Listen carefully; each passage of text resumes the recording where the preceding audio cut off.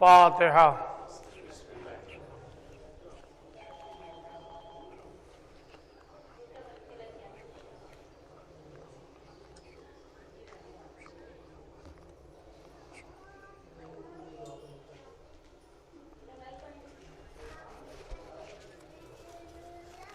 اعوذ باللہ السمیع العلیم من الشیطان اللعین الرجیم، بسم اللہ الرحمن الرحیم، الحمد للہ رب العالمین، والصلاة والسلام علی اشرف الانبیاء والمرسلین وخاتم النبیین ابی القاسم محمد صلوات محمد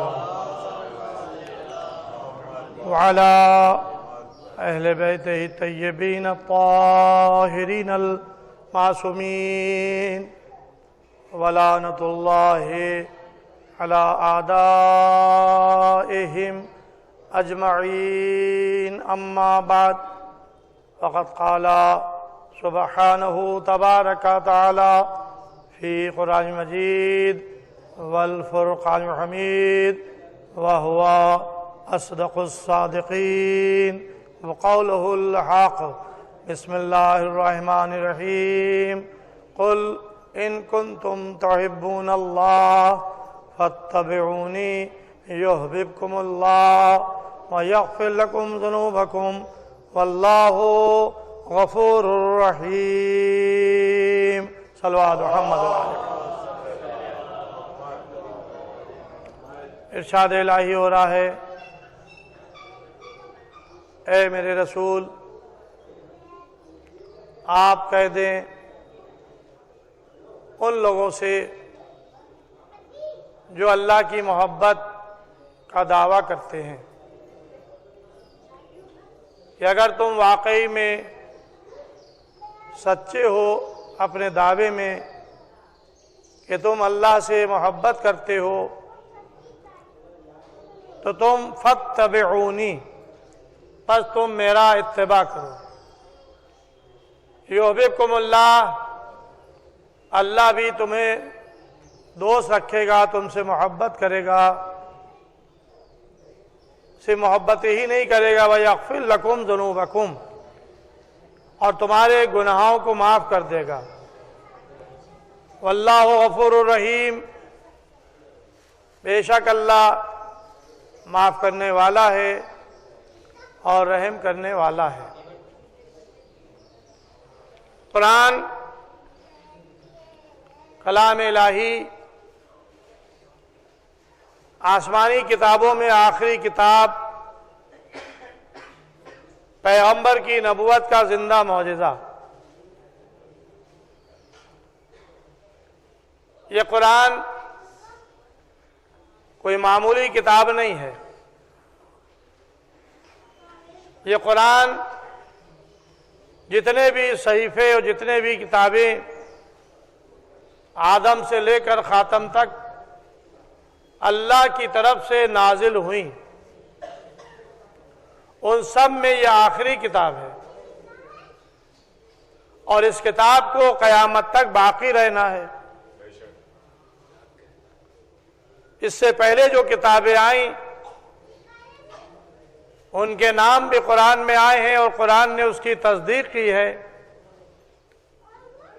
توریت جناب موسیٰ کو عطا ہوئی، انجیل جناب عیسیٰ کو دی گئی، جو زبور جناب داؤد کو ملی، اس کے علاوہ جناب نوح کو صحیفہ ملا، جناب ابراہیم کو صحیفہ ملا، اور بھی انبیاء کو صحیفے عطا کیے گئے، لیکن آخری نبی سردار انبیاء خاتم النبیین رحمت للعالمین جب اس دنیا میں تشریف لائے تو اللہ نے انہیں قرآن جیسی عظیم کتاب عطا کی۔ یہ قرآن جو قلب پیغمبر پر نازل ہوا، جس کی نزول کی دو کیفیتیں ہیں، ایک ہے یکبارگی اور ایک ہے تدریجی۔ یکبارگی جو قرآن نازل ہوا وہ لوح محفوظ میں، اور تدریجی جو نازل ہوا وہ پیغمبر کے پاس۔ اس تدریجی شان نزول کی مدت 23 سال ہے، 13 سال مکے کے اور 10 سال مدینے کے۔ اس پورے 23 سال کے عرصے میں اللہ کا یہ کلام جو قرآن کریم، قرآن مجید کہلاتا ہے، یہ نازل ہوا۔ جو یکبارگی نازل ہوا وہ بیت المعمور لوح محفوظ پر، جس کے لیے قرآن کہہ رہا ہے کہ شہر رمضان الذی انزل فیہ القرآن، رمضان کا مہینہ وہ ہے جس میں اللہ نے قرآن کو نازل کیا۔ ھدی للناس بینات من الھدی والفرقان، یہ قرآن جو انسانوں کی ہدایت کے لیے نازل ہوا ہے، جس میں حق اور باطل کی نشانیاں موجود ہیں۔ ماہ رمضان قرآن کے نزول کا مہینہ ہے، اسی لیے جو خیر و برکت قرآن کی تلاوت میں ماہ رمضان میں ہے وہ عام دنوں میں نہیں ہے۔ قرآن جب پڑھا جائے گا تو اللہ کی برکتیں، اللہ کی رحمتیں نازل ہوں گی، شیاطین دور ہوں گے۔ جن گھروں میں قرآن کی تلاوت ہوتی ہے ان کے گھر آسمان والوں کے لیے ایسے نظر آتے ہیں جیسے زمین والوں کے لیے آسمان پر چمکتے ہوئے ستارے۔ ہم جب آسمان کی طرف نگاہ کرتے ہیں تو روشن ستارے نظر آتے ہیں۔ تو حدیث میں آیا ہے کہ جس گھر میں قرآن مجید کی تلاوت ہوتی ہے وہ آسمان والوں کو ایسے ہی نظر آتا ہے جیسے ستارے چمک رہے ہیں۔ اللہ کی برکتیں، اس کی رحمتوں کا نزول ہوتا ہے۔ قرآن مجید کی تلاوت کو جب سنا جاتا ہے، اسی لیے قرآن مجید کی میں حکم ہے اللہ کا، جب قرآن کی تلاوت کی جائے تو خاموش رہ کر قرآن کی تلاوت کو سنو۔ اس کا فائدہ کیا ہے؟ ظاہر ہے کہ اگر ہم عربی زبان سے واقف ہیں تو قرآن کے معنی و مفہوم کو سمجھیں گے، کیا پڑھا جا رہا ہے، کیا تلاوت ہو رہی ہے۔ اور اگر ہم معنی و مفہوم سے واقف نہیں بھی ہیں تو اگر قرآن کی تلاوت ہو رہی ہے اور ہم خاموش سن رہے ہیں تو اس کا فائدہ قرآن یہ بتا رہا ہے کہ لعلکم ترحمون، جب تم خاموش رہ کر تلاوت قرآن سنتے ہو تو اللہ اپنی رحمت کو تم پر نازل کرتا ہے۔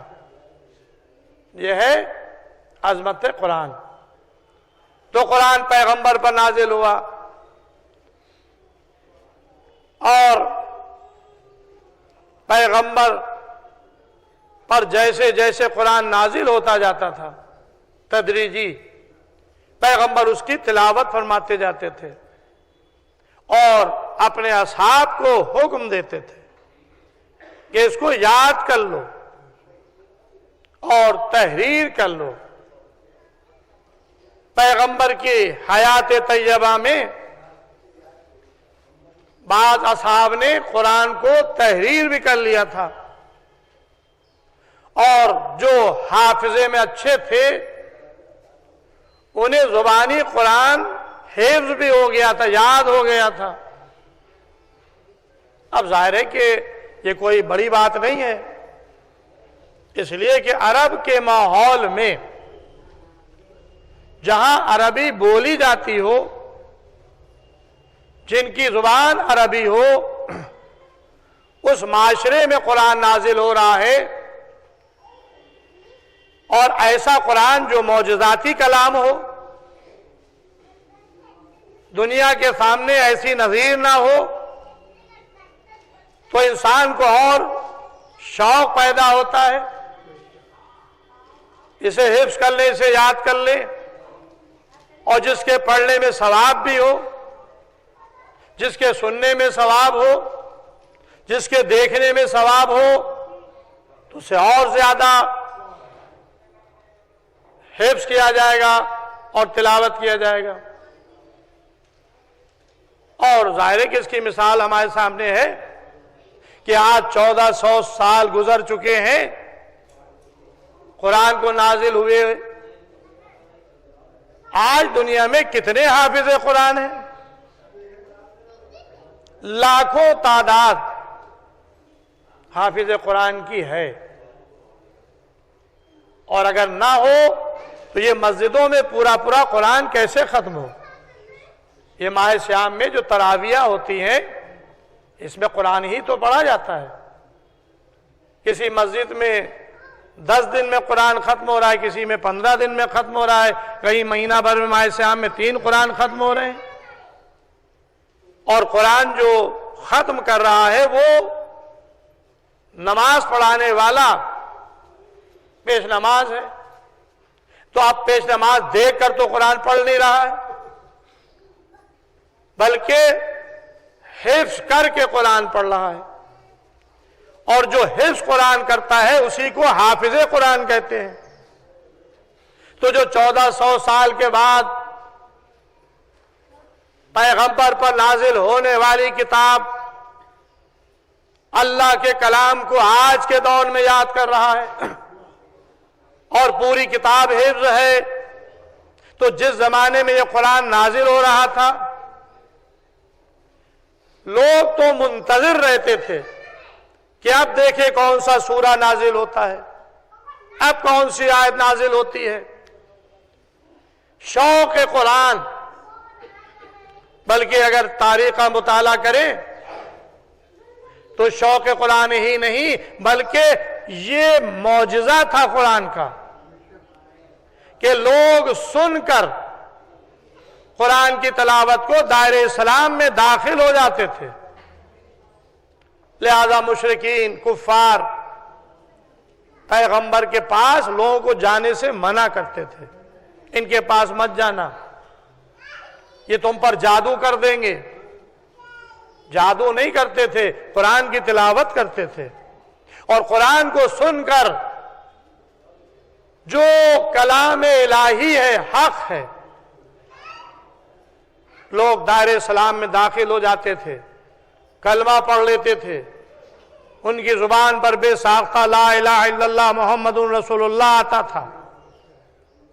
اور اگر آپ تاریخ کا مطالعہ کریں تو اسلام کو پھیلانے کے لیے رسول نے کوئی زبردستی نہیں کی۔ قرآن تو پہلے ہی کہہ رہا ہے کہ لا اکراہ فی الدین، دین میں کوئی جبر نہیں ہے، دین میں کوئی زبردستی نہیں ہے۔ لوگ پیغمبر کے اخلاق کو دیکھ کر، پیغمبر کے کردار کو دیکھ کر، اور پیغمبر پر نازل ہونے والے قرآن کو سن کر دائرہ اسلام میں داخل ہوتے تھے۔ آج اسلام کے خلاف جو پروپیگنڈا کیا جا رہا ہے وہ بڑا خطرناک پروپیگنڈا ہے، یعنی مسلمانوں کے عمل کو رسول کی طرف نسبت دی جا رہی ہے، مسلمانوں کے کردار اور کیریکٹر کی ذمہ داری اسلام نے نہیں لی ہے، مسلمانوں کے کیریکٹر کی ذمہ داری پیغمبر اسلام نے نہیں لی ہے۔ کون کیا کر رہا ہے اس کا ذمہ دار نہ اسلام ہے، نہ قرآن ہے، نہ رسول ہے۔ یہ دیکھو کہ تعلیمات اسلام کیا ہے، قرآن کی تعلیمات کیا ہیں، رسول کی تعلیمات کیا ہیں۔ اس لیے کہ کوئی ڈاکو بن جائے، کوئی جواری بن جائے، کوئی شرابی بن جائے، اس کا ذمہ دار اسلام نہیں ہے، اس کا ذمہ دار رسول نہیں ہے۔ ہر ایک کو اختیار ہے جیسا جی چاہے عمل کرے۔ اسلام تو آخرت میں فیصلہ کرنے کا مذہب ہے، تمہیں چھوٹ دی گئی ہے، تم مکمل آزاد ہو، تم پر کوئی جبر نہیں ہے، کوئی زبردستی نہیں ہے، جو عمل کرو اپنے اختیار سے کرو، نماز پڑھو گے اپنے اختیار سے، روزہ رکھو گے اپنے اختیار سے، حج کرنے جاؤ گے اپنے اختیار سے، حکم الہی ہے، عمل کرنا نہ کرنا یہ تمہیں اختیار دیا گیا ہے، تمہیں اختیار ہے کہ تم اپنے آواز صدائے اللہ اکبر بلند ہو، اذانوں کی آواز آئے، تم اپنے کاروبار چھوڑ دو، اللہ کی بارگاہ میں نماز کے لیے حاضر ہو جاؤ۔ ماہ سیام کا چاند نظر آئے، اگر تمہارے لیے کوئی شرعی عذر نہیں ہے، بیمار نہیں ہو، مسافر نہیں ہو، تو ماہ سیام کا روزہ رکھو۔ اگر نہیں روزہ رکھو گے تو تمہارے اوپر کوئی زور زبردستی نہیں ہے، ہاں جو شرعی تکلیف تم پر وارد ہوئی ہے، عمل کرو گے تو اجر ملے گا، ترک کرو گے تو گناہگار ہوگے۔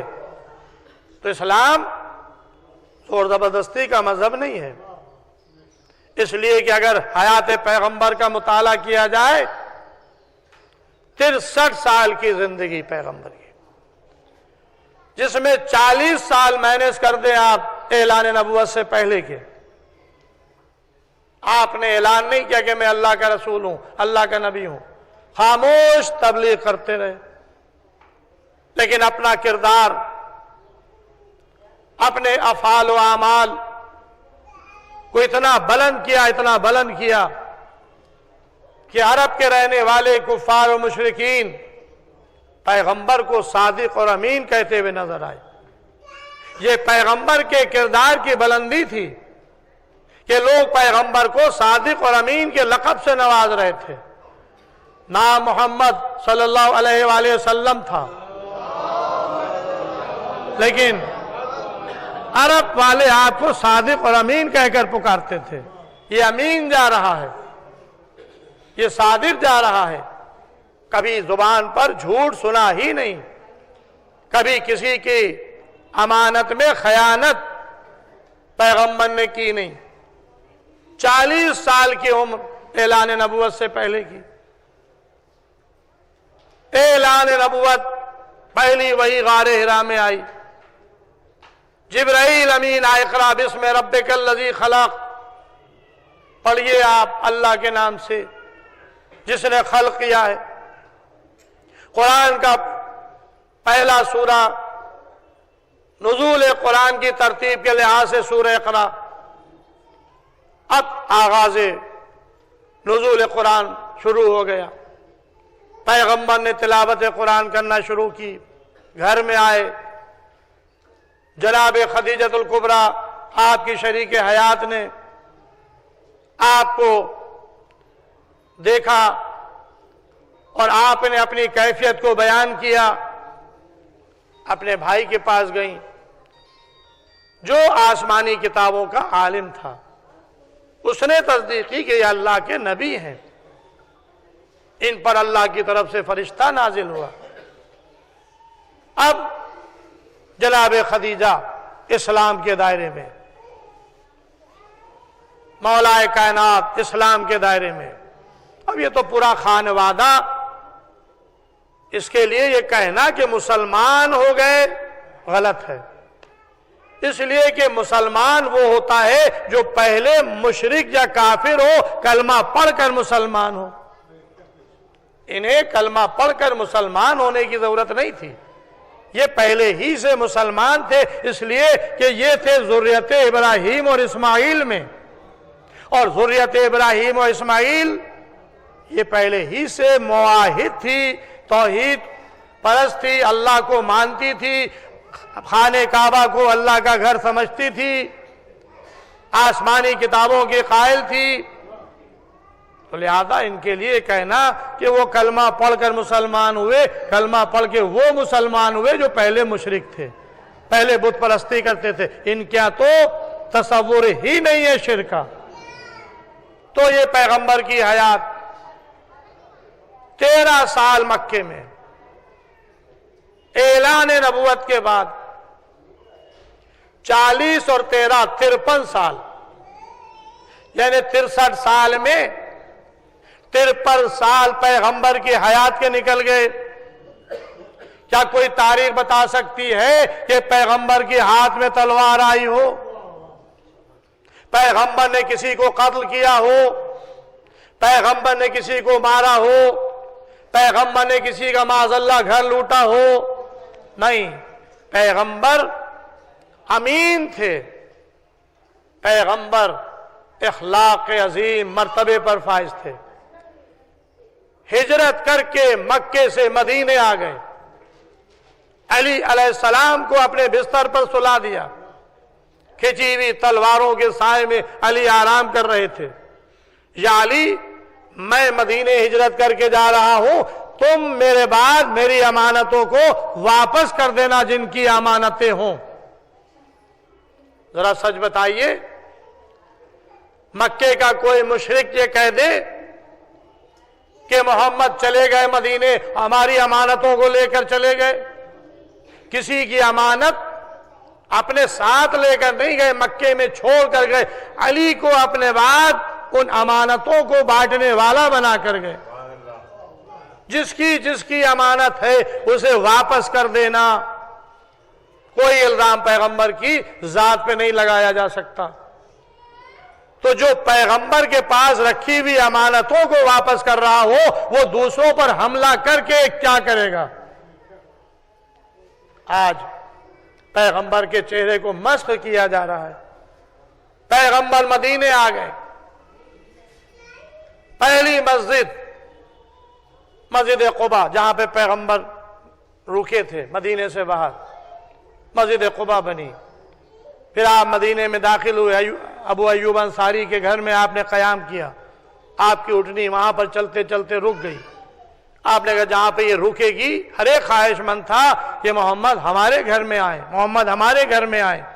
پیغمبر نے کہا اس کا فیصلہ میں نہیں کروں گا، اگر میں اپنی مرضی سے ٹھہروں گا تو لوگ کبیدہ خاطر ہوں گے، رنجیدہ ہوں گے، فلاں جگہ ٹھہر گئے، فلاں جگہ۔ کہا کہ نہیں، جہاں پر میرا ناقہ رک جائے گا میں اسی کے گھر میں قیام کروں گا۔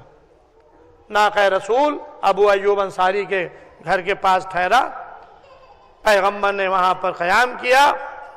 جو مدینے میں لوگ تھے اور دائرہ اسلام میں داخل ہوئے تھے ان کو انصار کہا جاتا ہے، جو مکے سے ہجرت کر کے آئے انہیں مہاجر کہا جاتا ہے۔ پیغمبر مدینے میں آ کر تبلیغ کرنے لگے، تلاوت قرآن، یتلو علیہم آیاتہ، آیات الہی کی تلاوت کرنا، وَيُزَكِّيهِمْ تزکیہ نفس کرنا، وَيُعَلِّمُهُمُ الْكِتَابَ وَالْحِکْمَةَ کتاب اور حکمت کی تعلیم دینا۔ یہ ہے پیغمبر کا کیریکٹر، یہ ہے پیغمبر کا منصب رسالت جسے قرآن نے بیان کیا ہے۔ پیغمبر آیات الہی کی تلاوت کریں گے، تزکیہ نفس کریں گے، کتاب اور حکمت کی تعلیم دیں گے، جبکہ تم اس سے پہلے کھلی ہوئی گمراہی میں تھے۔ یہ قرآن ہے جو دنیا میں اپنے نور کو لے کر آیا، جس نے اپنے علم سے دنیا کو روشن و منور کر دیا۔ یہ ہے ذات پیغمبر۔ قرآن کے نازل ہونے سے پہلے دنیا جہالت میں ڈوبی ہوئی تھی، اس لیے قرآن کہہ رہا ہے کہ یہ ضلال مبین، گمراہی میں لوگ تھے، کوئی حقوق کسی کا نہیں تھا، لوگ تھوڑی تھوڑی باتوں پر لڑتے تھے، قتل و غارت گری تھی، لوٹا ماری تھی۔ یہ پیغمبر تھے جنہوں نے آ کر امن قائم کیا، بھائی چارگی قائم کی، حق اور انصاف دلایا، آپس کے جھگڑوں کو ختم کیا، رشوت کے بازار کو ختم کیا، جو لوگ سود لیتے تھے ان سود کا خاتمہ کیا، غلام اور کنیزوں کے اندر حقوق کو رائج کیا، پیغمبر کی شریعت، پیغمبر اللہ کی شریعت کو لے کر آئے ہیں، قانون الہی کو لے کر آئے ہیں۔ پیغمبر کا اپنا بنایا ہوا قانون نہیں ہے، پیغمبر کی اپنی بنائی ہوئی شریعت نہیں ہے، اللہ کا قانون جو تمام عالمین کا پروردگار ہے، تمام انسانوں کا خالق، تمام جنوں کا خالق، تمام کائنات کا خالق، اس کا بنایا ہوا یہ رسول ہے محمد الرسول اللہ، اللہ کا رسول ہے محمد۔ پیغمبر انسانوں کو گمراہی سے نکال رہے تھے، علم اور نور میں لے کر آ رہے تھے۔ اب آپ دیکھیں کہ جنگ کا آغاز کب ہوا؟ تاریخ اسلام لکھتی ہے کہ بدر کی جنگ پہلی جنگ تھی، لیکن پیغمبر پر حملہ آور، پیغمبر تک اطلاع پہنچ گئی تھی کہ مشرکین ہم پر حملہ کرنے کے لیے آ رہے ہیں، لہذا آپ نے مدینہ چھوڑ دیا تاکہ مدینے میں خوریزی نہ ہو، بچے اور عورتیں جنگ سے متاثر نہ ہو، مدینے کے باہر پڑاؤ ڈالا۔ جنگ بدر سب سے پہلی اسلامی جنگ ہے۔ تاریخ کو اٹھا کر دیکھیں کہ رسول کے پاس کتنی تلواریں تھیں، کتنے گھوڑے تھے، کتنے نیزے تھے۔ 313 ٹوٹل پیغمبر کے صحابی جو میدان بدر میں جنگ کے لیے آئے ہیں پیغمبر کے ساتھ، وہ 313 ہیں۔ چند گھوڑے تھے، چند تلواریں تھیں جو آپ کے اصحاب کے ساتھ تھی۔ قرآن کو اٹھا کر دیکھیں کہ اللہ نے اپنے ملائکہ سے مدد کی، ملائکہ کے ذریعے سے نصرت کی، اور کفار و مشرکین شکست کھا کر واپس مکے چلے گئے۔ پھر جو مشرکین کے مقتولین قتل ہوئے تھے جنگ بدر میں، ان کا انتقام لینے کے لیے اور فوج لے کر جنگ احد میں آئے۔ ان کا ٹارگٹ تھا یا تو علی کو قتل کریں گے یا حمزہ کو، اور یہاں تک کہ جنگ احد میں جناب حمزہ کی شہادت واقع ہوئی۔ رسول کے چچا جنگ احد میں شہید ہوئے۔ بہرحال پیغمبر نے خود جنگ کا آغاز نہیں کیا۔ جتنی بھی غزوات ہیں یہ سب دفاعی غزوات ہیں، دفاعی جنگیں ہیں۔ آج یہ کہنا کہ اسلام تلوار کے زور سے پھیلا، یہ غلط ہے، پیغمبر کی ذات پر الزام ہے۔ پیغمبر قرآن مجید میں احکام آپ دیکھیں، ایک ایک چیز کے حکم آپ کو قرآن میں مل جائے گا۔ آج جو یہ سازش ہو رہی ہے کہ پیغمبر کی لائی ہوئی کتاب کو مشکوک کیا جائے اور رسول کی ذات پر کیچڑ اچھالی جائے تاکہ اسلام بدنام ہو، میں کہتا ہوں کہ یہ تمہاری سازشیں ناکام ہو جائیں گی، اس لیے کہ بڑی بڑی طاقتیں اسلام کو مٹا نہیں سکی ہیں۔ انہوں نے، یہ اسلام اللہ کا لایا ہوا دین ہے۔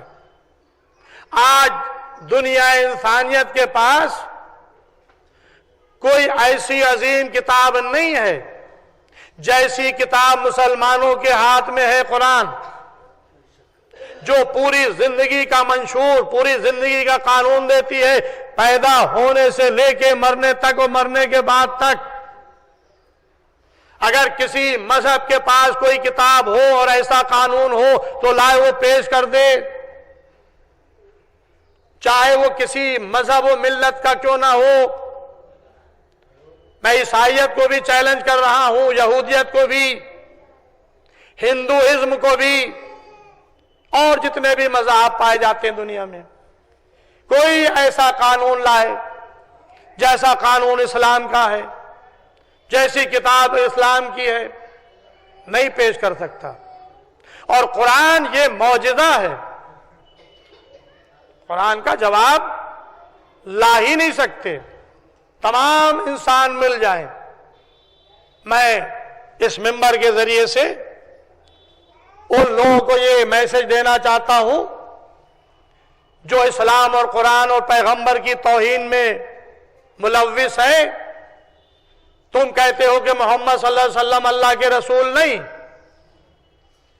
قرآن اللہ کی کتاب نہیں ہے، یہ تم اسلام اور قرآن اور پیغمبر کے اوپر الزام لگا رہے ہو اور انکار کر رہے ہو۔ اگر تمہارا یہ قول ہے کہ قرآن اللہ کی کتاب نہیں ہے تو میں لکھنؤ کی درگاہ کے اس منبر سے چیلنج کر رہا ہوں تمام ہندوستان اور غیر ہندوستان والوں کے لیے جو انکار کر رہے ہیں قرآن کا یا رسول کا، ایک قرآن کے مثل سورہ لے آؤ۔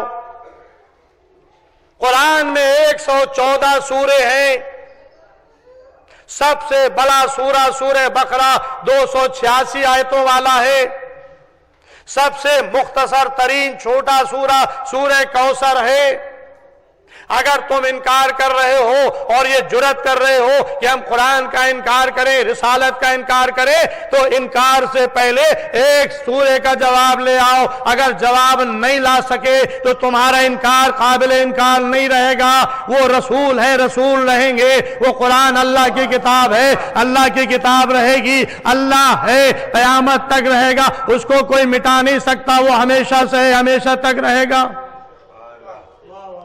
تم جھوٹے قرار پاؤ گے اگر تم اپنے دعوے میں سچے ہو۔ یہ میں نہیں کہہ رہا ہوں، یہ قرآن کا چیلنج ہے جو میں تمہارے سامنے پیش کر رہا ہوں۔ قرآن نے پہلے قرآن کے مثل کی بات کی، اس کے مثل لے آؤ، پھر 10 سورے کی بات کی کہ اس کے مثل 10 سورے لے آؤ، پھر 10 سوروں سے گھٹا کر ایک سورے کا چیلنج کیا، اور پھر یہ بھی کہا کہ تم سب مل کر کے اللہ کو چھوڑ کر جس کو چاہے اپنا مددگار بنا لو، جنوں کو بھی بلا لو وہ تمہارے مددگار بن جائے، لیکن قرآن مجید کا ایک سورہ بھی تم نہیں بنا سکتے۔ تو یہ معجزہ نہیں ہے تو اور کیا ہے؟ تو جاؤ پہلے قرآن بنا کر لاؤ، میڈیا پر دکھاؤ کہ یہ ہمارا قرآن آ گیا۔ قرآن میں سے آیتیں گھٹا دینا یہ کوئی کمال کی بات نہیں ہے، جس کا چاہے قرآن میں سے آیتیں گھٹا کے چھاپ دے، کم کر دے، 114 سورے 110 چھاپ دے، تو تمہارے 110 چھاپنے سے قرآن میں کمی نہیں آئے گی، وہ تمہارا کم کیا ہوا قرآن کہلائے گا، اصل قرآن نہیں کہلائے گا۔ تو قرآن کم کرنا یہ قابل تعریف نہیں ہے، قرآن کے مثل لانا یہ قابل تعریف ہے۔ قرآن کے مثل لے آؤ، قرآن کے برابر ایک سورہ بنا لاؤ، نہیں لا سکتے۔ تو جب نہیں لا سکتے تو تم اپنے قول میں سچے نہیں ہو۔ یہ سچا پیغمبر تھا، اس پر قرآن نازل ہوا۔ ظاہر ہے کہ دامن وقت میں گنجائش نہیں ہے تفصیلات میں جانے کی، بس چند چیزیں میں عظمت پیغمبر کے لیے عرض کرنا چاہتا ہوں۔ اللہ نے خود گواہی دی ہے رسول کی رسالت کی۔ ارشاد ہو رہا ہے سورہ الرعد کی آخری آیت 43 نمبر آیت میں، یقول الذین لست مرسلا، یہ کافر کہتے ہیں کہ آپ اللہ کے رسول نہیں ہیں۔ قل، ان سے کہہ دیں، کفا باللہ شہیدم بینی و بینکم، ہمارے اور تمہارے درمیان گواہی کے لیے اللہ کافی ہے۔ وَمَنْ عِنْدَهُ عِلْمُ الْكِتَابِ، اور وہ کافی ہے کہ جس کے پاس کتاب کا پورا علم ہے۔ تو یہ رسول کا انکار کرنے والے کافر جو رسول کی رسالت کا انکار کر رہے تھے، محمد کو اللہ کا رسول نہیں تسلیم کر رہے تھے، یہ ان کو چیلنج کیا گیا۔ تمہارے انکار کرنے سے رسول کی رسالت پر آنچ نہیں آئے گی، اس لیے کہ رسول کی رسالت کا گواہ خود اللہ ہے جس نے ان کو رسول بنایا ہے۔ یہ تمہارا دیا ہوا منصب نہیں ہے، یہ تمہارا دیا ہوا عہدہ نہیں ہے۔ तुम अगर प्राइम मिनिस्टर बनते हो, तुम अगर सदर बनते हो, ये तुम्हें पब्लिक बनाती है, ये तुम्हें वोट मिलता है, ये वोट के जरिए से तुम्हारा सिलेक्शन होता है, तुम्हें चुना जाता है, तुम्हें असेंबली में पहुंचाया जाता है, तुम हाकिम बनते हो। ये पब्लिक तुम्हें चुन रही है, तुम्हें बना रही है। आज हो कल नहीं रहोगे, जो कल थे वो आज नहीं है, जो कल आएंगे वो फिर खत्म हो जाएंगे, लेकिन जिसे अल्लाह ने रसूल बनाया वो कल भी रसूल था, आज भी रसूल है और कयामत तक रसूल रहेगा। इसलिए कि उसे किसी पब्लिक ने रसूल नहीं बनाया, अल्लाह ने रसूल बनाया, तो वो गवाही दे रहा है, कुल कफा बिल्लाहि शहीदम बैनी व बैनकुम, ए रसूल इनसे कह दीजिए कि हमारे और तुम्हारे दरमियान गवाही के लिए अल्लाह काफी है। वमन इंदहु इल्मुल किताब, और वो काफी है जिसको किताब का पूरा इल्म दिया गया। अल्लाह रिसालत का गवाह, अल्लाह सबके साथ रिसालत का गवाह कौन? जिसके पास किताब का पूरा इल्म। तो अब एक जाते पैगंबर नहीं है, पैगंबर तो साहिबे किताब हैं, लेकिन जिसे रिसालत का गवाह बनाया उसे भी किताब का इल्म दे दिया गया। तो अब कुरान तुम कैसे खत्म करोगे? अल्लाह ने रिसालत का गवाह जिसे बनाया है उसे किताब का पूरा इल्म दिया गया। अब मुसलमान और है और रिसालत का गवाह और है। मुसलमानों की गवाही से रसूल नहीं बने, मुसलमान तो रसूल का कलमा पढ़कर मुसलमान हुआ है। जो रसूल का कलमा पढ़कर मुसलमान हो रहा हो वो रसूल की रिसालत की क्या गवाही देगा? इसलिए अल्लाह ने खुद गवाही दी कि मैं गवाह हूं, और एक वो गवाह है जिसको हमने किताब का पूरा इल्म दिया। तो मुसलमान में और रिसालत के गवाह में फर्क यह है कि मुसलमान कुरान को रसूल से सुनकर कुरान को हासिल करता है, और जो रिसालत का गवाह है वो रसूल से कुरान को सुनकर इल्म कुरान नहीं हासिल करता, बल्कि जब दुनिया में आता है तो अल्लाह की बारगाह से इल्म कुरान और किताब का इल्म लेकर आता है। सल्लल्लाहु मोहम्मद वाले रिसालत का गवाह जब दुनिया में आता है तो रसूल से सुनकर कुरान हासिल नहीं करता, अल्लाह की बारगाह से इल्म कुरान लेकर आता है। सबूत यह है कि तारीखों को उठाइए कि जब 13 रजब को अली इब्न अबी तालिब अलैहिस्सलाम की विलादत खाने काबा के अंदर हुई, और 3 दिन के बाद फातिमा बिनते असद अपने लाल को आगोश में लेकर निकली। पैगंबर इस्लाम इस्तकबाल के लिए आए। फातिमा बिनते असद चची की आगोश से अली को अपनी गोद में लिया। तो तारीखें लिखती है अभी तक अली ने आंखें नहीं खोली थी, आंखें बंद थी। जैसे ही खुशबुए रिसालत को सूंघा, आंखें खोल दी, चेहरे रिसालत को देखकर मुस्कुराए और गोया हुए अस्सलामु अलैका या रसूल अल्लाह, ए अल्लाह के रसूल आप पर मेरा सलाम हो। क्या दुनिया जानती थी कि ये अल्लाह के रसूल है? क्योंकि ये वाकया है 37 आमुल फील का। ऐलान नबूवत और रिसालत हुआ है 40 आमुल फील में। ऐलान नबूवत से 10 साल पहले अली ने पैदा होकर रसूल की आगोश में आकर चेहरे रिसालत को देखकर सबसे पहला जो कलाम किया वो था अस्सलामु अलैका या रसूल अल्लाह, ए अल्लाह के रसूल आप पर मेरा सलाम हो। मनसब के साथ अली ने रसूल को सलाम किया। रसूल ने कहा या अली कुछ पढ़ो, इसलिए कि बताना था कि मेरी रिसालत का गवाह कौन है, जिसके पास किताब का इल्म है। ए अली कुछ पढ़ो। तौरात पढ़कर सुनाई, इंजील पढ़कर सुनाई, ज़बूर पढ़कर सुनाई, खामोश हो गए। या अली कुछ और पढ़ो। सूरह अल मोमिनून की इब्तिदाई 12 आयतें पढ़ी।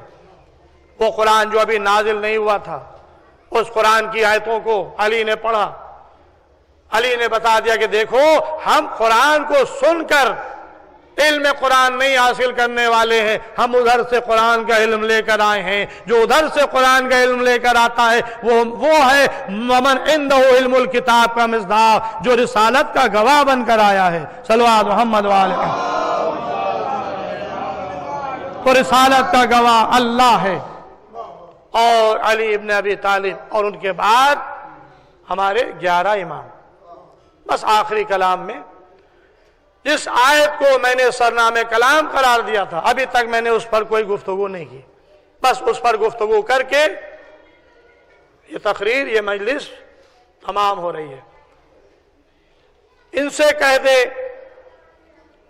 جو کہتے ہیں کہ ہم اللہ کو دوست رکھتے ہیں، قل ان کنتم تحبون اللہ، ان سے کہہ دے کہ ہم جو اللہ کی دوستی کا اعلان کر رہے ہیں، ان سے کہہ دے کہ آپ فاتبعونی، تم میرا اتباع کرو، یحببکم اللہ، اگر تم نے میرا اتباع کیا، میری پیروی کی، تو اللہ بھی تمہیں دوست رکھے گا، وَيَغْفِرْ لَكُمْ ذُنُوبَكُمْ، اور اللہ تمہارے گناہوں کو معاف کر دے گا، وَاللَّهُ غَفُورٌ رَحِيمٌ، اللہ بہت بڑا معاف کرنے والا بھی ہے، رحم کرنے والا بھی ہے۔ یہ آیت پیغمبر کی عصمت کی گواہ ہے۔ کیسے؟ اللہ نے حکم دیا ہے کہ رسول کا اتباع کرو، رسول کی پیروی کرو۔ اگر معاذ اللہ کردار رسول میں کوئی نقص ہوتا، کردار رسول میں کوئی عیب ہوتا، تو بلا قید اللہ رسول کی اتباع کا حکم نہ دیتا۔ یہ بلا قید رسول کی اتباع کا حکم دے کر یہ بتایا جا رہا ہے کہ کردار رسالت میں ذرہ برابر بھی کوئی عیب نہیں ہے، کوئی نقص نہیں ہے، پیغمبر کا کردار پاک و پاکیزہ ہے، تم ان کا اتباع کرو گے تو گویا تم اللہ سے محبت کر رہے ہو۔ اگر تم نے ان کا اتباع کیا تو اللہ بھی تمہیں دوست رکھے گا اور تمہارے گناہوں کو بخش دے گا۔ صلوات محمد وآل محمد۔ اتباع رسالت کے لیے یہ آیت کافی ہے۔ اب تم لاکھ کردار رسول میں عیب اور نقص نکالتے رہو، رسول کے کردار کا عیب نہیں ہے، یہ تمہارے کردار کا عیب ہے۔ تم نے قرآن کو پڑھا ہوتا اور قرآن میں کردار رسول دیکھا ہوتا تو تمہیں سمجھ میں آتا کہ قرآن میں پیغمبر کی عظمت اور فضیلت کو اللہ نے کس کس انداز سے بیان کیا ہے۔ سیرت اہل بیت کو دیکھا ہوتا جو کلنا محمد کا مصداق ہے، ایک نہیں 12 کوئی عیب کوئی نقص ان 12 میں نکالو، یہ جانشین رسول ہیں۔ عزیزوں، یہ بنی امیہ کی سازش، بنی عباسیہ کی سازشیں، حاکم شام کا خزانہ جعلی نقلی حدیثوں کے گڑنے کے لیے کھلا ہوا تھا۔ جو حدیثیں گڑھ کر لاتا تھا اسے انعام و اکرام سے نوازا جاتا تھا۔ آج دنیا ان کتابوں کو پڑھ رہی ہے جس میں اللہ کو صحیح نہیں رکھا تو رسول کو کیا صحیح رکھیں گے؟ اسی صحیح بخاری میں جس کو مسلمان بعد کتاب باری مانتے ہیں، کیا اللہ کی یہ تصویر نہیں بنائی گئی ہے کہ وہ عرش پر بیٹھتا ہے، عرش پر اس کے بیٹھنے سے عرش چرچرانے لگتا ہے، عرش سے وہ اترتا ہے جیسے زینے سے یا منبر کی سیڑھیوں سے اترا جاتا ہے۔ جب عرش پر بیٹھتا ہے تو اس کے جسم کا حصہ باہر لٹکتا ہے، قیامت کے دن وہ اپنی ٹانگ جہنم میں ڈال دے گا۔ تو بھائی یہ صحیح بخاری میں اور دوسری کتابوں میں مسلمانوں کی جب اللہ کی یہ تصویر ہے تو پھر رسالت کی کیا تصویر ہوگی؟ تو بھائی نہ اللہ ان کتابوں سے سمجھ میں آئے گا، نہ رسول ان کتابوں سے سمجھ میں آئیں گے۔ جو ان کتابوں کو پڑھے گا وہ ایسی ہی کتابیں لکھے گا جیسے آج کے دور میں لکھی جا رہی ہے۔ کبھی رنگیلا رسول لکھی گئی، کبھی شیطانی آیات لکھی گئی، کبھی آج کے زمانے میں محمد صلی اللہ علیہ وسلم لکھی گئی ہے۔ تو یہ انہی کتابوں کا اثر ہے جو دشمنان اسلام اور دشمنان رسول اور دشمنان قرآن کی گڑھی ہوئی روایات کو جس میں جمع کیا گیا، جنہیں درجہ دیا گیا صحیح کا، یہ بنی امیہ کی سازش تھی، یہ بنی امیہ کے ٹکڑوں پر پلنے والے افراد تھے جو نقلی حدیثوں کا انبار لگائے ہوئے تھے، انہیں جمع کیا گیا، انہیں دنیا کے سامنے پیش کیا گیا۔ اگر سیرت رسول دیکھنا ہے تو قرآن سے آگے پوچھو جو یہ کہہ رہا ہے اِنَّكَ عَلَىٰ خُلُقٍ عَظِيمٍ، بے شک آپ اخلاق کے عظیم مرتبے پر فائز ہیں۔ قرآن سے پوچھو جو آواز دے رہا ہے یا ایھا المزمل، یا ایھا المدثر، طٰہٰ، یاسین، اے سید و سردار، اے پاک و پاکیزہ۔ قرآن میں اللہ انہیں پاک و پاکیزہ کہہ رہا ہے، قرآن میں ان کو سردار کہا جا رہا ہے، قرآن میں ان کو رحمت للعالمین کہا جا رہا ہے۔ عظمت پیغمبر کو سمجھو، قرآن اللہ اپنی تعریف کر رہا ہے سورہ الحمد، الحمدللہ رب العالمین، تمام تعریفیں اس اللہ کے لیے جو عالمین کا پروردگار ہے۔ اور جب اس نے اپنے محبوب کی تعریف کی تو ارشاد فرمایا کہ وما ارسلناک الا رحمۃ للعالمین، اے میرے حبیب ہم نے آپ کو نہیں بھیجا سوائے اس کے کہ عالمین کے لیے رحمت بنا کر۔ پیغمبر کی ذات عالمین کے لیے رحمت ہے۔ بس عزیز اختتامی تقریر اختتامی منزلوں میں پہنچ گئی۔ توہین رسالت اور توہین قرآن اور اللہ کی توہین کرنے والوں کی سزا کیا ہے؟ ایک آیت پڑھوں گا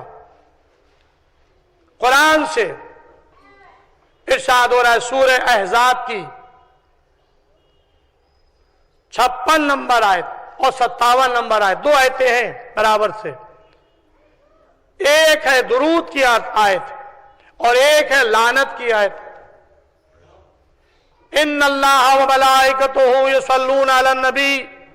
اب آپ عظمت پیغمبر کو دیکھیں، سورہ احزاب میں 33 نمبر سورہ، 33 نمبر سورہ میں 56 نمبر آیت اللہ ارشاد فرما رہا ہے وہ اللہ جو وحدہ لا شریک، وہ اللہ جو کسی کی پرستش نہیں کرتا، اس کی پرستش کی جاتی ہے۔ لیکن قرآن میں وہ اعلان کر رہا ہے اپنے عمل کا، ان اللہ و ملائکتہ، بے شک اللہ اور اس کے ملائکہ، یصلون علی النبی، نبی پر صلوات پڑھتے ہیں۔ یا ایھا الذین آمنوا، اے وہ لوگوں جو ایمان لا چکے ہو، یصلون علی النبی، نبی پر صلوات پڑھو، درود پڑھو اور سلام کرو جو سلام کرنے کا حق ہے۔ صلوات محمد وآل محمد۔ ذات رسالت وہ عظیم ذات ہے جس پر خود خالق کائنات درود پڑھ رہا ہے، اس کے ملائکہ درود پڑھ رہے ہیں۔ مومنین کو حکم ہے کہ تم بھی درود پڑھو اور سلام کرو جو سلام کرنے کا حق ہے۔ نماز اس وقت تک کہ نماز ہی نہیں ہوگی جب تک کہ ان پر درود نہ پڑھا جائے۔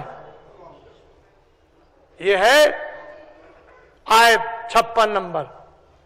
اب اس کے بعد 57 نمبر 57 نمبر آیت سورہ احزاب کی، یؤذون اللہ ورسولہ، جو اللہ اور اس کے رسول کو اذیت پہنچائے، لعنہم اللہ فی الدنیا والآخرہ، اس پر اللہ کی لعنت ہے دنیا میں بھی اور آخرت میں بھی۔ یہ کون لعنت کر رہا ہے؟ ہم آپ نہیں کر رہے، اللہ کر رہا ہے۔ یؤذون اللہ ورسولہ، جو اللہ اور اس کے رسول کو اذیت پہنچائے، لعنہم اللہ فی الدنیا والآخرہ، اس پر اللہ کی لعنت ہے دنیا میں بھی آخرت میں بھی۔ وَأَعَدَّ لَهُمْ عَذَابًا مُحِينًا، اور اللہ نے اس کے لیے ذلیل کرنے والا عذاب مہیا کر رکھا ہے۔ ہمارا فیصلہ نہیں ہے، ہمارا فیصلہ نہیں ہے، یہ اللہ کا فیصلہ ہے جو قرآن میں ہے۔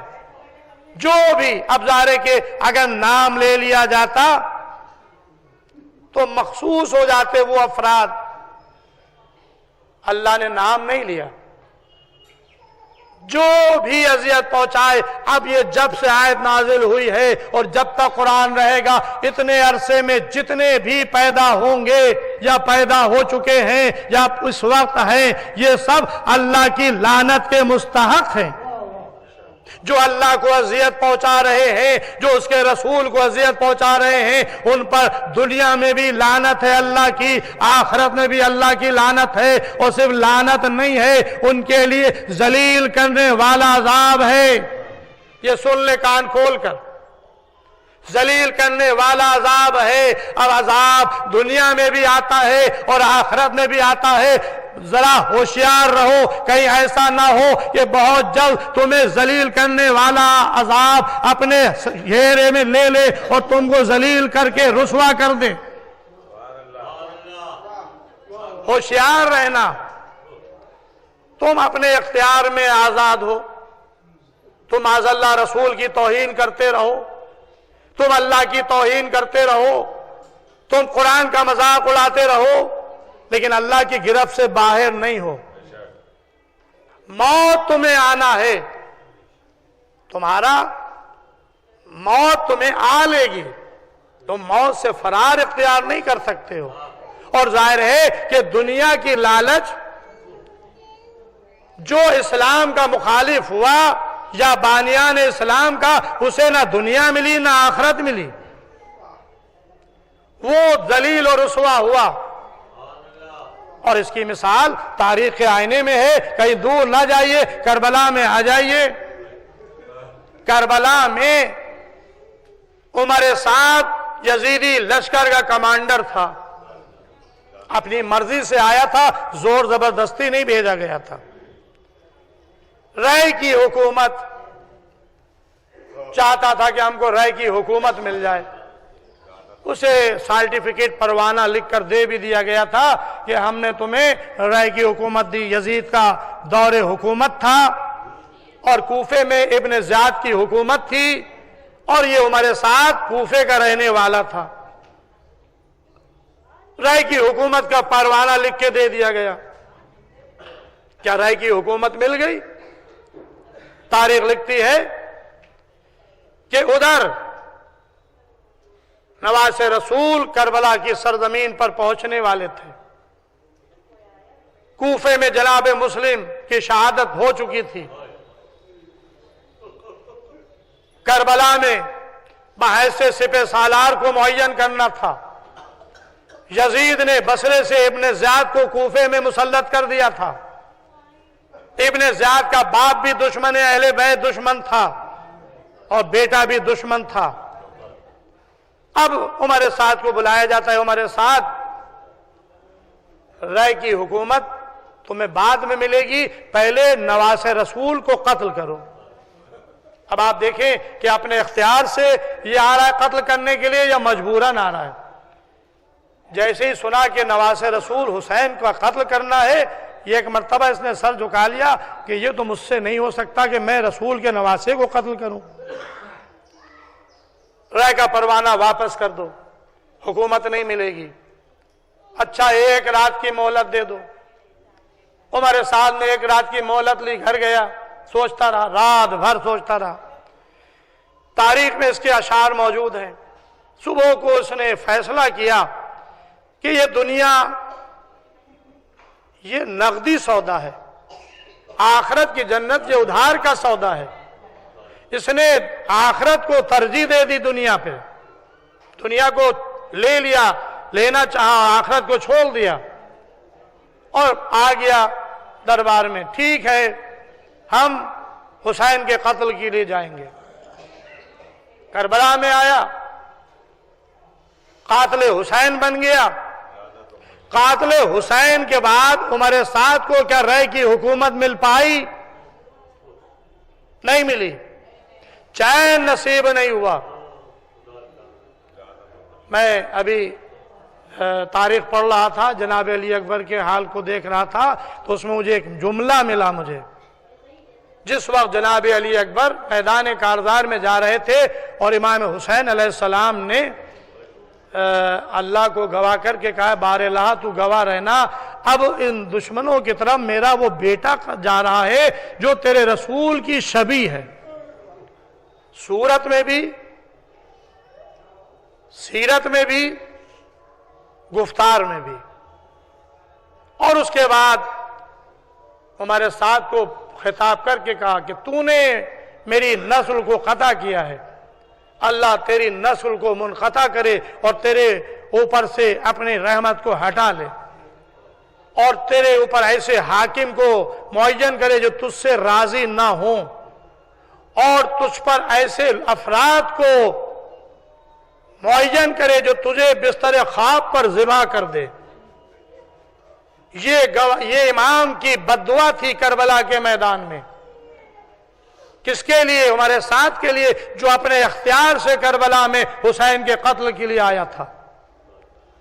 تو عزیزوں، معصوم جسے دعا دے دیتے ہیں ان کو کوئی مٹا نہیں سکتا، اور جن کے لیے بد دعا کر دیتے ہیں ان کو کوئی بچا نہیں سکتا۔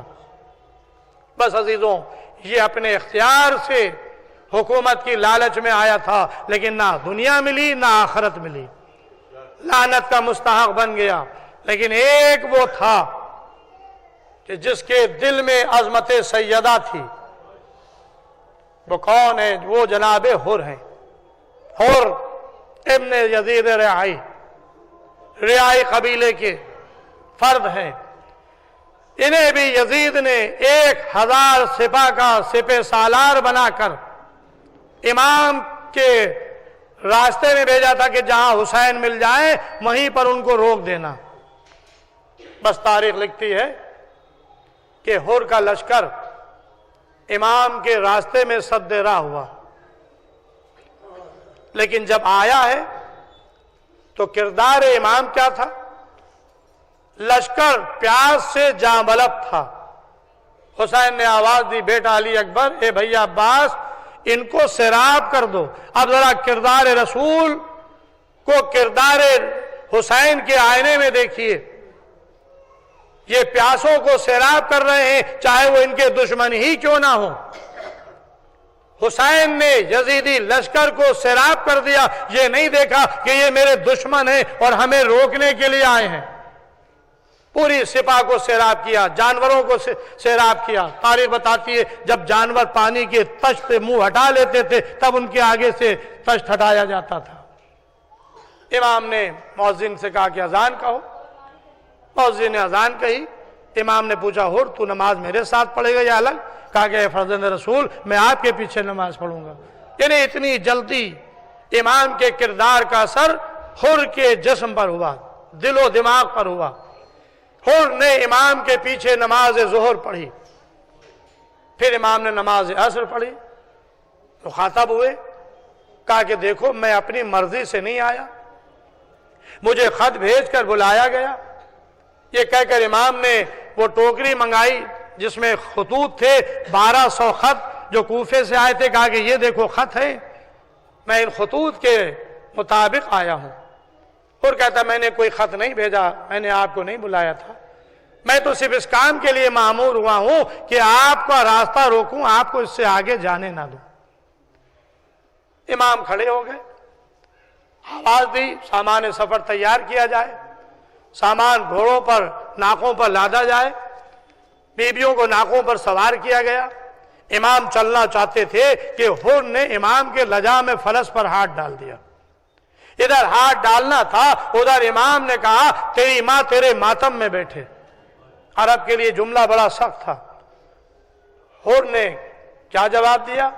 اے فرزند رسول، اگر آپ کی ماں فاطمہ زہرا خاتون جنت نہ ہوتی تو میں کچھ کہتا۔ اس کا مطلب یہ ہے کہ اپنی زبان کو روک لیا، دل میں عظمت سیدہ ہے۔ یہ محبت کی چنگاری تھی سیدہ کی، اہل بیت کی، جو کربلا کے میدان میں حر کو امام کا ناصر بنا دیتی ہے، امام کا مددگار بنا دیتی ہے۔ بس عزیز و امام تھوڑی تھوڑی دور آگے بڑھے، حر ساتھ ساتھ چلتا رہا یہاں تک کہ زمین کربلا آ گئی۔ چلتے چلتے امام کا گھوڑا رک گیا، پوچھا یہ زمین کون سی ہے؟ کسی نے کہا شت فرات، کسی نے کہا نینوا، کسی نے کہا غازریہ، کسی نے کہا اس کو کرب و بلا بھی کہتے ہیں۔ امام نے کہا بس یہی میری منزل ہے، ہمارے خیمے یہیں پر نصب کرو، یہ زمین ہمارے لیے پیدا کی گئی ہے، ہم اس زمین کے لیے خلق کیے گئے ہیں۔ امام کے خیمے دریا کے کنارے لگے۔ 2 محرم سن 61 ہجری کو کربلا میں قافلہ وارد ہوا۔ 4 محرم کو شمر کا لشکر آیا، اس نے امام کے خیام کو فرات سے کنارے سے ہٹا دیا۔ کسی کی مجال نہ تھی جو حسین کے خیام کو ہٹا دیتا، وہ بھی عباس کے ہوتے ہوئے۔ عباس کو غیظ آ گیا، تلوار کے نیام پر ہاتھ رکھ لیا، کون ہے جو حسین کے خیام فرات کے کنارے سے ہٹائے؟ یہ غلام اپنے آقا کے خیمے ہٹنے نہیں دے گا۔ امام خیمے میں آئے، اے بہن زینب، غضب ہو گیا، عباس کو جلال آ گیا، اے بہن یہ کام تم ہی کر سکتی ہو۔ کنیز گئی، عباس کو بلا کر لائی، شہزادی کیوں یاد کیا؟ کہا کہ میرے بھائی کی خواہش یہ ہے کہ خیام کو فرات کے کنارے سے ہٹا دیا جائے۔ پھر غلام کی یہ مجال نہ تھی کہ آقا کے اور شہزادی کے حکم کے بعد کچھ کہتے۔ خاموشی سے عباس نے خیموں کو ہٹا دیا۔ ہاں عزیزوں، شب عاشور بھی آ گئی۔ لشکر حسینی میں بچوں کی پیاس کی آوازیں بلند تھی، الا تش الا تش، ہائے پیاس ہائے پیاس۔ اور تاریخ بتاتی ہے اور اپنے خیمے میں ٹہل رہا ہے۔ غلام کھانا لا کر رکھتا ہے، پانی رکھتا ہے، آقا آئیے کھانا کھا لے، کوئی جواب نہیں۔ جب 3 دفعہ کہا کہ آؤ ذرا میرے ساتھ آؤ، یہ کہہ کر ہاتھ پکڑ کے میدان کی طرف لے گئے۔ کہا کہ سنو، خیام حسینی سے آوازیں کاہے کی آ رہی ہیں؟ کہا کہ حسین کے خیموں میں چھوٹے چھوٹے بچوں کی آواز آئے پیاس آئے پیاس الا تش کی صدائیں۔ کہا کہ آج میں ان بچوں کی پیاس کا سبب بنا ہوں، کاش میں حسین کو نہ روکتا، ادھر نہ لاتا تو یہ بچے پیاس سے نہ تڑپتے۔ میری وجہ سے آج یہ بچے پیاس سے تڑپ رہے، میں کھانا کھا لوں، میں سیراب ہو جاؤں۔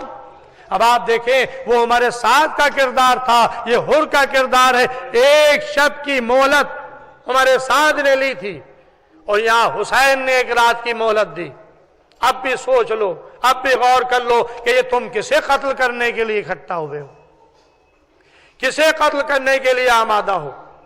بس صبح ہوئی اور اپنے لشکر سے نکلا، ہمارے ساتھ کے قریب آئے یمنا صاحب کہ آج رسول کے نواسے سے جنگ ہوگی؟ کہا کہ ہاں ایسی جنگ ہوگی کہ کشتے کے پشتے لگ جائیں گے۔ سر جھکا لیا، واپس آئے، گھوڑے پر سوار، کچھ سوچ رہے تھے۔ کسی نے بڑھ کر پوچھا اور کیا سوچ رہے ہو؟ کہا کہ میں اپنے کو جنت اور جہنم کے بیچ پا رہا ہوں۔ یہ کہہ کر جسم کانپنے لگا، لرزنے لگا۔ کہا کہ اگر مجھ سے کوئی پوچھتا کہ سب سے شجاع کون ہے تو میں تیرا نام لیتا۔ کہا کہ مجھے میں طاقت نہیں ہے کہ میں جہنم میں جلوں۔ عزیزوں، حر نے بتا دیا کہ حسین کو قتل کرنے والا جہنم میں جائے گا اور حسین کی نصرت کرنے والا چاہے وہ قتل ہو جائے اس کے لیے جنت ہے۔ بس عزیزوں، حر اپنے بیٹے کو لے کر چلا، بھائی کو لے کر چلا، غلام کو لے کر چلا اور آ کر اپنے کو قدم حسین کے قدموں پر گرا دیا۔ اے فرزند رسول، کیا میری بھی خطا معاف ہو سکتی ہے؟ امام نے اٹھایا، سینے سے لگایا، اے حر جا، میں نے تجھے معاف کر دیا۔ اے آقا، آپ نے مجھے معاف کر دیا، ارے میں چاہتا ہوں کہ میں سب سے پہلے جا کر درجہ شہادت پر فائز ہوں۔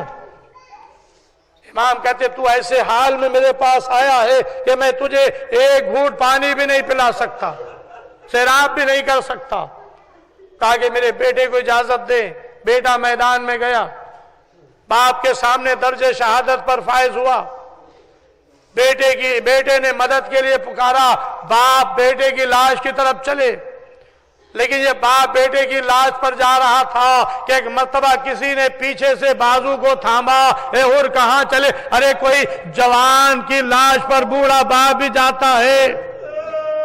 حر کو جانے نہ دیا، خود گئے، حر کے جوان کا لاش اٹھائی لے کر آئے، میں آواز دوں گا اے آقا یہ حر کا کڑیل جوان ہے، ارے آپ کا بیٹا علی اکبر آواز دے رہا ہوگا یا ابت علیک منی السلام، اے بابا ارے میرا آخری سلام قبول ہو۔ کون ہے جو حسین کو سنبھالے اور حسین کو علی اکبر کی لاش پر جانے نہ دے؟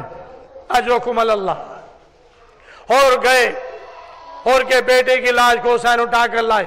بس عزیز و مجلس میں نے تمام کر دی، ایک جملہ مجلس تمام۔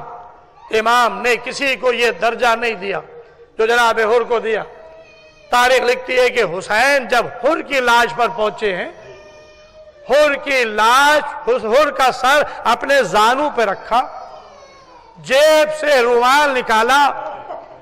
یہ رومال کوئی معمولی رومال نہیں تھا، فاطمہ زہرا کے ہاتھوں کا بنا ہوا رومال تھا جو حر کے زخم پر حسین باندھ رہے تھے۔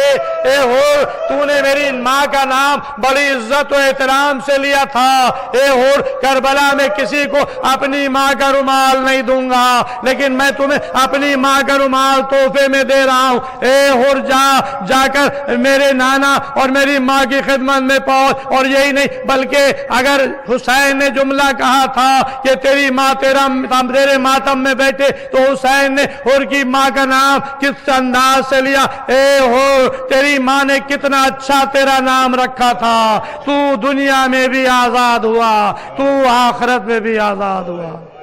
انا للہ وانا الیہ راجعون، رضا بقضائہ وتسلیما لامرہ۔